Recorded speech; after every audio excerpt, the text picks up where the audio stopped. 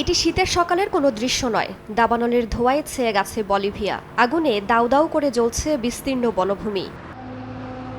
বার্তা সংস্থা রয়টার্স বলছে ২০১০ সালের পর থেকে সবচেয়ে বেশি সংখ্যক দাবানল দেখেছে বলিভিয়ার মানুষ। এর মধ্যে চলতি বছরের দাবানলে অন্তত ৩৮ লাখ হেক্টর জমি পুড়ে গেছে বলে জানিয়েছে ব্রাজিলের মহাকাশ গবেষণা সংস্থা ইনপে। আগুন নেভাতে রীতিমতো হিমশিম খাচ্ছেন দমকল কর্মীরা। আন্তর্জাতিক সাহায্যের আহ্বান জানিয়েছে দেশটির সরকার। ঘোষণা করা হয়েছে দেশ জুড়ে জরুরি অবস্থা। উদ্ভূত পরিস্থিতিকে দুর্যোগ উল্লেখ করে জরুরি অবস্থার ঘোষণা করা হয়েছে। সরকার এবং পরিবেশ ও পানিমন্ত্রীর সিদ্ধান্তে এই ঘোষণা দেওয়া হয়েছে। এখন পর্যন্ত ১৫ লাখ হেক্টরের মতো বনাঞ্চল, ২৩ লাখ হেক্টরের মতো চারণভূমি ক্ষতিগ্রস্ত হয়েছে। সব মিলিয়ে ৩০ লাখের বেশি হেক্টর জমি পড়েছে।